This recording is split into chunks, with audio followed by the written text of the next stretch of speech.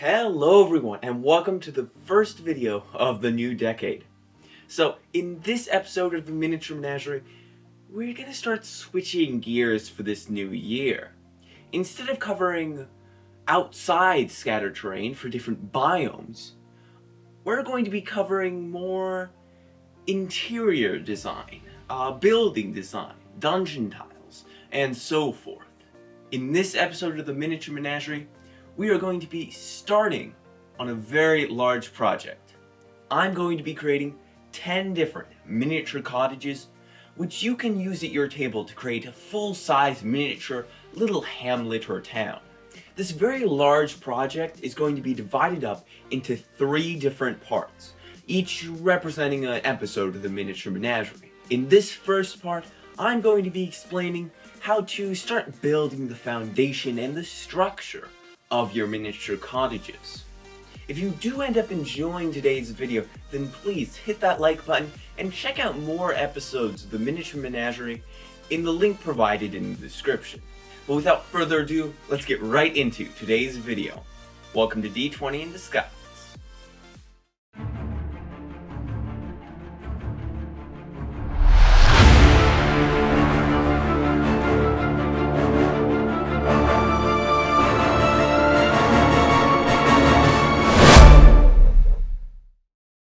Alright, so I'm going to start off this episode of the Miniature Menagerie by explaining and listing out the tools which I use, the materials which I used, and the skill level which is needed to make 1, 2, or 5 or more of these cottages. Let's jump right into it. And another quick disclaimer, a test run for a project which you're going to be doing a large amount of, for example, my 10 different cottages, I decided to do a little test run cottage before I actually got started with the project. This helps immensely with these large bulk projects. You really get the process which you use to create the miniatures down, you really optimize the time it takes to go through those different steps to create the cottage, and it just really helps overall. Something I'd highly suggest to all of you planning to do a large bulk amount of really anything, but in this example, miniature cottages.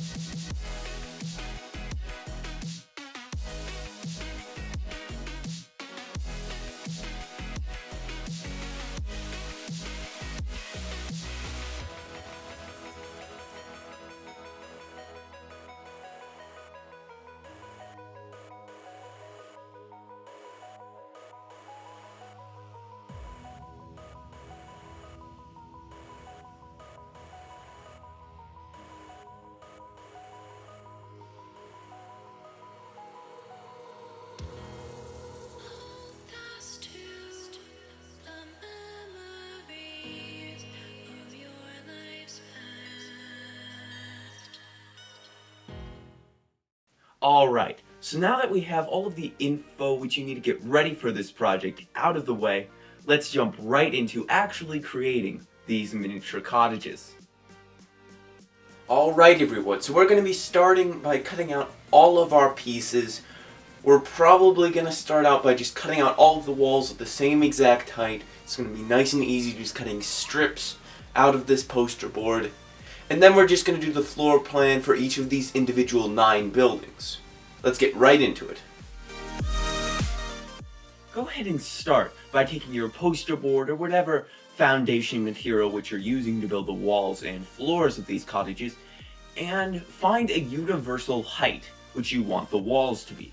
Now, this especially goes for when creating more than one cottage, but it's also nice to find a height at which all your miniatures can fit into the interior of the house with the roof still on. That's very important. Next, go ahead and mark that wall height which you want along the entire length of the poster board using a pencil and a tape measure.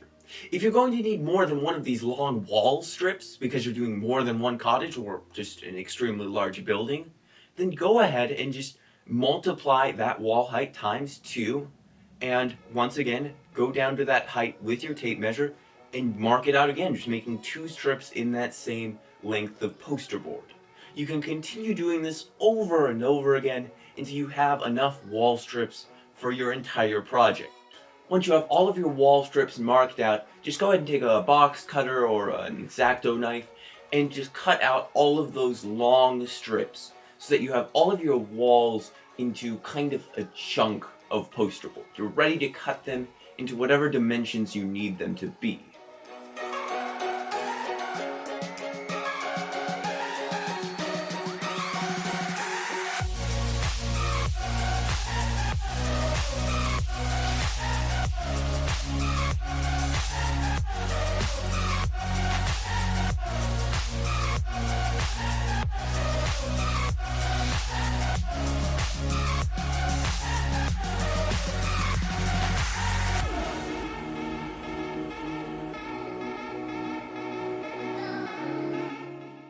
Next, you're going to want to take another piece of poster board and start designing the floor plans of all of your different buildings. Now, if you're doing kind of a bulk project of a lot of these cottages, I would suggest trying to kind of fit them into a jigsaw puzzle. Maybe cut out one floor plan, and then with the edges left over from that floor plan, make another building.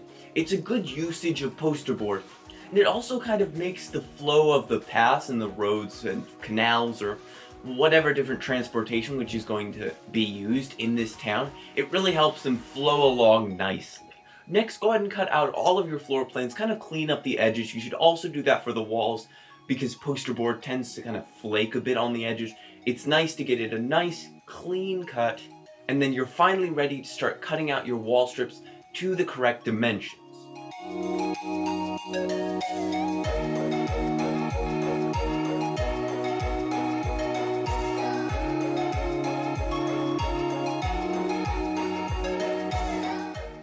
The best way which I found to cut out my wall strips was to just take one floor plan, just lay it out on whatever you're using as a cutting board, and then go and line up your wall strip next to it.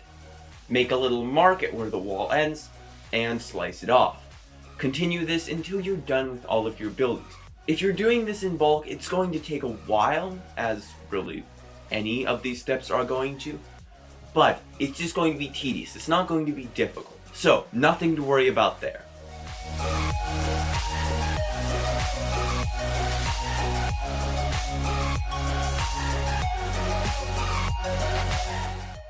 Now, quick warning, it is super easy to misplace, jumble up all of your wall pieces after they're cut out. Make marks, or just pile them up for each building.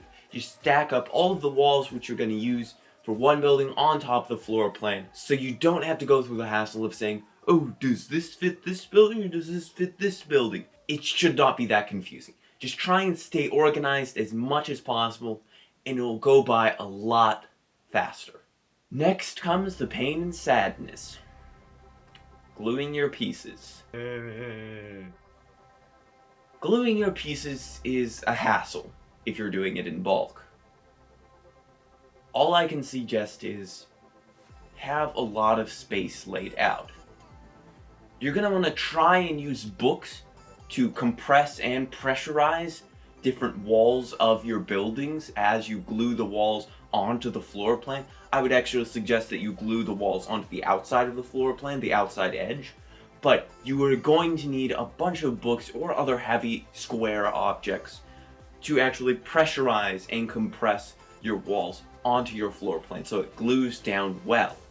Now, there is a way to fix this if you're not able to do this like I wasn't, but it is ideal if you have a lot of space to just lay out all of your different floor plans, just glue down your walls, and just compress them with books or other heavy objects.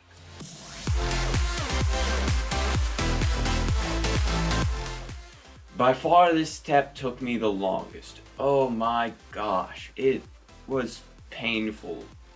Very painful. Very painful. Walls were just falling down left and right. It was just...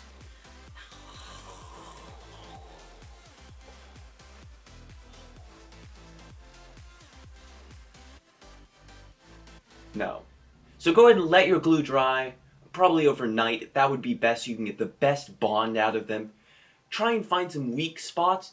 I especially found that walls tended to bend inwards because the bottom of that wall where it was touching the floor plan did not get glued down very well. So I would definitely go back over these, try and get the best bond as you possibly can over all of these walls, and then you're finally ready to start laying down wooden support beams. These wooden support beams definitely help with the structural stability of these buildings. I would highly suggest it, and it also adds a nice medieval feel to it. Overall, a very good thing to do. What I used for my wooden support beams were 1/4 inch square dowels. Now you can really use whatever small scraps you can find. For the test building I did, I actually didn't have the chance to get 1/4 inch square dowels, so I just kind of used some small wooden scraps which I was able to find around my house. And as you can see, it turned out pretty nice. It honestly looks very good. So just find whatever scraps you can, but if you can get 1/4 inch dowels because they're very easy to cut, that is definitely ideal. This is where a common wall height is super helpful.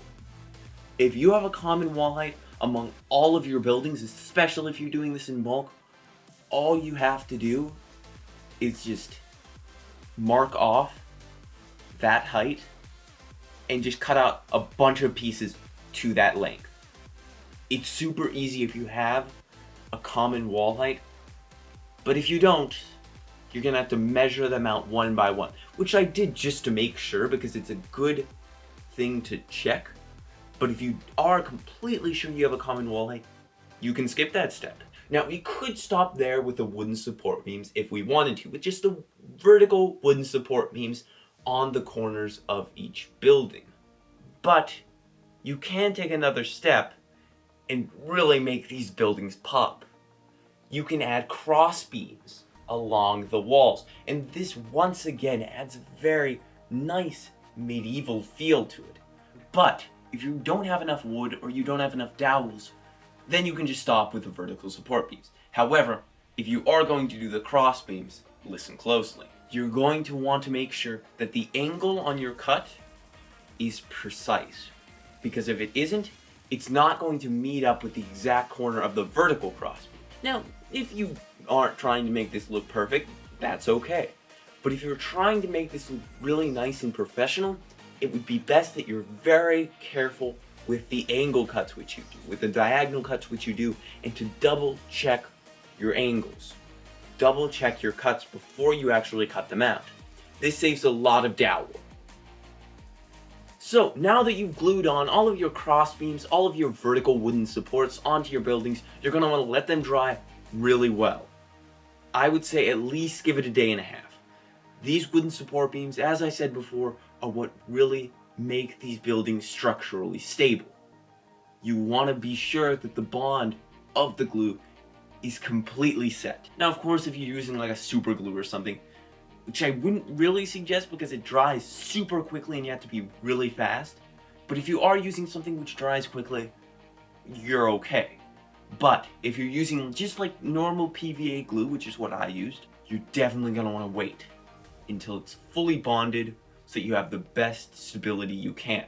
And now we start moving on to kind of the details which really flavor the buildings and make them pop. We're going to be talking about masonry, adding stone bricks to your actual cottages. Now, the material which I used for this was simple foamular, kind of like the insulation which you use to insulate your home, but this stuff works incredibly well for miniatures. It's high density, it's pretty sturdy, but you can really morph it into whatever shape you want, and it can mimic stone and masonry very well.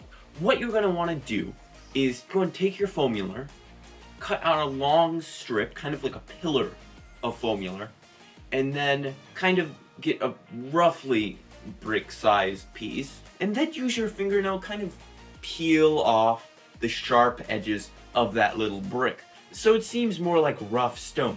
Now, this is pretty easy to do. It's not an art. You just kind of peel it off until you get a shape which you kind of like, and then kind of make a lot of those, and arrange it into kind of like a jigsaw puzzle to fit into all of those pieces.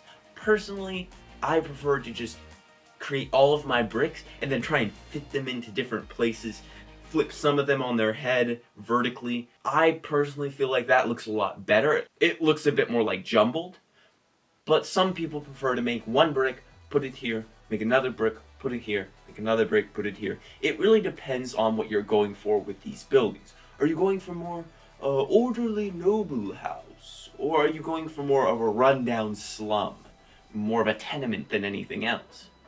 Or are you going for something in between, like I'm kind of going for? Just small village house, just a small farmhouse. That's it. Then try and base all of your design, all of your creations off of this. For example, some of the wooden support beams which I had, I just used some scraps which weren't long enough, and it kind of looked as if, wow, this beam is broken in on itself, and it hasn't been fixed up. Like, kind of more of a run-down home. But it just really depends on what you're going for. Always keep your style, your intended style in mind when creating miniatures. That is a very important thing. Alright, so go ahead and glue down all of that masonry onto the walls. You can use this to make chimneys, you can use this to make doorways, kind of doorway arches with stone. You can use this just to kind of make it pop a bit more in between braces. But once you're done with all of it, go and glue it down. I would say arrange all of your bricks first and then glue them down. Don't commit to anything, but go and let them dry. Go and let those bricks dry, and you're all set. That is pretty much the foundation of your cottage or cottages done. You got a nice base, you got a nice foundation to build off of and really stylize. Now in part 2 of creating a miniature Hamlet, I am going to be kind of explaining how to form the interior, start a little bit of painting to make things easier, and kind of detail the outside as well with a special little trick which I found works very well to add some texture. Now I hope you all enjoyed the video. If you did, be sure to hit that like button and that subscribe button if you want to see more of this content. I personally had a blast with this. I feel really hopeful for this new year. I feel like it's just going to be a blast. And I'm excited for what both you as an audience and I as a creator have to learn and what we can do to branch out. Do new things, create new miniatures, create new stories, create new worlds. And really all we can do to become better GMs, storytellers, whatever you are, whatever journey which you're going through. Anyway, you all have a great day. Keep on creating, and I will see you in the next video. Let go.